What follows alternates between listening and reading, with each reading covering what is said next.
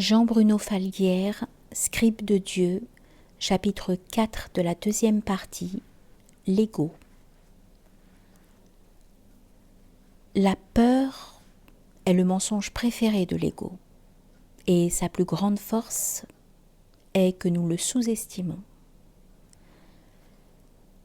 Les obstacles sont des reliefs qui rendent la vie plus visible. Celui qui ne voit en l'obstacle qu'une difficulté à surmonter ne voit pas qu'il est l'écrin de la solution qu'il porte en lui. L'obstacle est un enseignement et un éveilleur sur le chemin du chercheur. Il est une entrave sur celui de l'ego. Très rapidement, ma vision dans ce monde, ma vision de ce monde a muté. Je me suis rendu à l'évidence que nous sommes une nécessité du monde visible. Nous sommes une nécessité du monde sensible. Il m'est apparu comme une évidence que nous sommes par ce qui veut être connu. Le règne de l'ego est une bévue. C'est une confusion du moi, qui croit qu'il est parce qu'il voit, alors qu'il n'est que par ce qui veut être vu. C'est ce qui veut être vu qui m'a donné mes yeux. C'est ce qui veut être entendu qui m'a donné mes oreilles. C'est ce qui veut être touché qui a créé la sensibilité de ma peau. C'est ce qui veut être senti qui a créé mon odorat. C'est ce qui veut être désigné, caressé qui a créé mes mains. C'est ce qui veut être atteint qui a créé mes pieds. Nous ne sommes que par ce qui veut être connu. Les facéties de notre ego sont un caprice de notre ignorance. L'ego est chronophage. Il me fait perdre un temps précieux. Il ne suffit pas de croire ou de ne pas croire à ces turpitudes. Il s'agit du temps passé à distinguer le vrai du faux. Parfois c'est lassant. Mais sans lui, point d'école, point de facétie de l'ignorance, point de chute, point de résonance divine exprimée dans l'univers. Je suis, nous sommes, le lieu inébranlable de la résonance de Dieu. Seule la conscience inaltérable de sa présence gravée dans notre cœur veut se dire dans notre corps et par notre corps dans cette vie. C'est clair, je n'aspire à rien d'autre qu'à l'aventure de conscience de Dieu, qui est bien le trésor caché qui veut être connu. L'homme de foi est un aventurier de la conscience. Le point d'ancrage de mon ego est l'endroit de mon cœur où il peut s'enorgueillir de l'amour que Dieu et mon Maître y déposent, ainsi que des dons des révélations qu'ils y font fructifier. Mon ego m'incite à garder jalousement pour lui ce qu'il considère comme un privilège individuel, comme cette volonté d'appropriation qui voudrait faire croire que ces dons sont ma propriété, est illégitime. Mon ego cherche un excitant pour prolonger l'état de grâce spirituelle vécu lors des moments de révélation.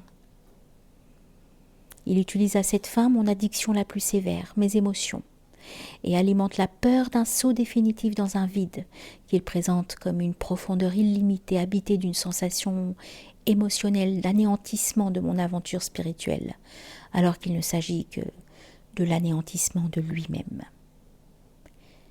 Il m'appartient d'y mettre un terme en renonçant à la plus infime parcelle d'appropriation des grâces de Dieu et de mon Maître. Cela est finalement très simple. Renoncer à toute jouissance et toute satisfaction émotionnelle aux caresses divines. Pas plus, pas moins. Sidi Hamza m'a appris par résonance de son cœur dans le mien à ne plus rejeter, à ne plus me heurter à la réalité immuable de mon ego, puisqu'il est une partie constitutive de ma condition humaine incarnée sur cette terre. Cet homme a ancré ma foi dans le cœur de l'éternité. Rien ne peut plus la dissoudre. Je ne suis jamais seule et isolée nulle part. Je suis partout chez moi dans l'univers tout entier. Je veux bien être calcinée, engloutie, disparaître, peu importe. Je me sens un cœur d'airain. Je le répète, je ne cherche à convaincre personne. et mon témoignage n'est pas une tentative prosélyte. En revanche, il est tout à fait certain que ma perception du monde vivant et au-delà change, me permettant de voir dans chaque être humain, dans chaque cœur humain, la possibilité d'un miracle. Quant à mon maître aimé, il est pure résonance de Dieu. Son ego est mort. Dieu l'a mangé. Une fin d'après-midi, à la suite d'une longue invocation, je suis sortie faire quelques pas dans les jardins et j'ai été captivée par un coucher de soleil où s'entremêlaient des nuages rougeoyants et quelques gouttes de pluie qui scintillaient comme des perles d'or. Tout à ma contemplation, j'ai commencé à voir toutes sortes de formes se dessiner en voile de nuages et danser avec le soleil. J'assistais à l'un des nombreux ballets de Dieu qui ne manque jamais une occasion d'attirer vers la beauté le regard de celui qui veut bien voir avec les yeux du cœur. Alors, dans un coin très profond, très secret, très inhabituel de mon cœur, j'ai senti un autre que moi, un autre que je commence à percevoir avec une certaine récurrence, un autre qui s'émerveille de lui, car il voit qu'il n'a plus rien à comprendre, qu'il n'a jamais rien eu à comprendre, juste à suivre les recommandations du Créateur écrites dans ses œuvres. Je n'ai pas cherché à comprendre. Je ne cherche pas à comprendre. Et je ne chercherai pas à comprendre. Je renonce. D'une façon aiguë et plutôt douloureuse, je réalise que le mental s'empare de tout, même ce qui est hors de sa compréhension. Il lui suffit de ramener ce qui passe à sa portée au plan de la finitude, et avec ce qui lui est incompréhensible, il s'invente sa propre compréhension, ce que l'on appelle une construction mentale. Dès que le mental commente, explique, dissèque ou analyse une fulgurance du cœur, ce que certains appellent un éveil, il la tue. Il érige une porte blindée de certitude qui se referme sur cette fulgurance. On entre alors dans un monde d'idées, de discours, de polémiques qui se targuent d'exposer aux autres ce que le mental a volé au cœur. Il m'est arrivé trop souvent, à tort, de me révolter contre ce phénomène, sans voir que je pratiquais de même. Parfois le langage du cœur est incompréhensible. C'est souvent parce qu'il ne résonne que dans le plan du mental. C'est ainsi, je crois, aujourd'hui présomptueux de vouloir tout changer. Le risque de faire du mal à nos proches et de galvauder les dons du cœur est trop grand. Je remarque que lorsqu'un trésor nous est confié, l'ego cherche à se l'approprier au service de sa vanité. Le trésor sera alors dilapidé. Pour garder le trésor intact, je ne vois à ce jour d'autre façon de procéder que de le restituer à celui qui nous l'a confié, afin qu'il trouve sa destination voulue par lui. De ce que j'ai pu en expérimenter, la prière, l'invocation sont le plus sûr chemin du retour à l'envoyeur. Peu à peu, par l'opération d'un dévoilement, nous finissons par réaliser que nous sommes les instruments de sa volonté. Sinon, c'est notre ego qui instrumentalise tout ce qu'il nous donne. Rien ne doit être gardé. Mais alors, comment retient-on les choses ? Demande le mental. C'est bien cela. Il ne sait que retenir. Seul le cœur est capable d'accueillir. Le cœur dépasse des images. Le mental en est boulimique. On ne peut servir Dieu et en même temps son reflet, car nous sommes son reflet. Paradoxalement, l'ego est l'outil qui peut nous apprendre à faire la distinction. Mais pour lui, et donc pour nous, la tentation est trop grande de s'approprier le reflet, de s'en revêtir et de nous faire croire qu'il est l'original. C'est ainsi que beaucoup d'hommes jouent au démiurge et se prennent pour les dieux. Or, cette fonction d'outil, et encore faut-il avoir été enseigné par un maître très avisé pour savoir l'utiliser sans se piquer, car sa piqûre est comme celle d'un serpent extrêmement venimeux. Or, cette fonction, donc, notre ego est un ennemi mortel. Il commet des dégâts humains considérables et souvent irréversibles. L'ego assèche l'amour dans le cœur de l'humain. Le non-amour ravage l'humanité. Le non-amour est comme Attila. Il ne laisse de son passage qu'une terre brûlée, un cœur calciné, un humain sans humanité, un humanoïde capable de commettre les pires actes, un psychopathe. En fait, notre attachement, notre identification passive au moi, procède d'une grande ignorance et sans doute d'un manque de curiosité que l'on peut sans doute assimiler à une certaine forme de fainéantise.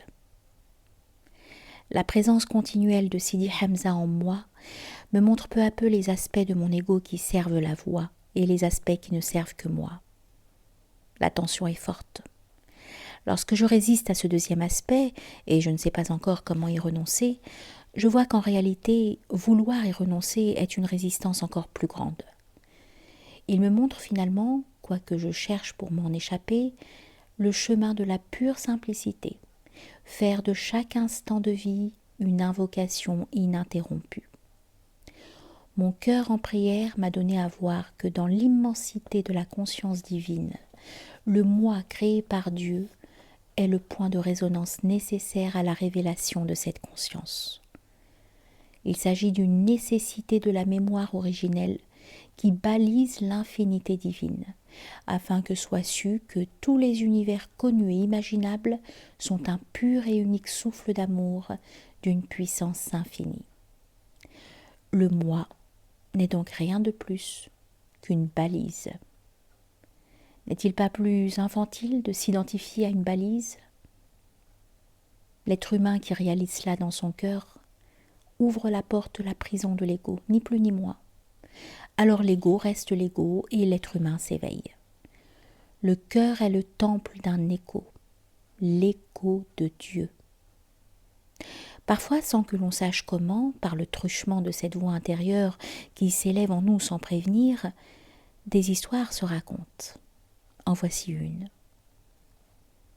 Morceau par morceau, lambeau par lambeau, instant par instant, larme par larme, prière par prière, jour après jour, mois après mois, année après année, l'ego du disciple du maître s'est disloqué, morcelé, et peu à peu fut calciné par le feu brûlant de sa foi et de son amour pour Dieu.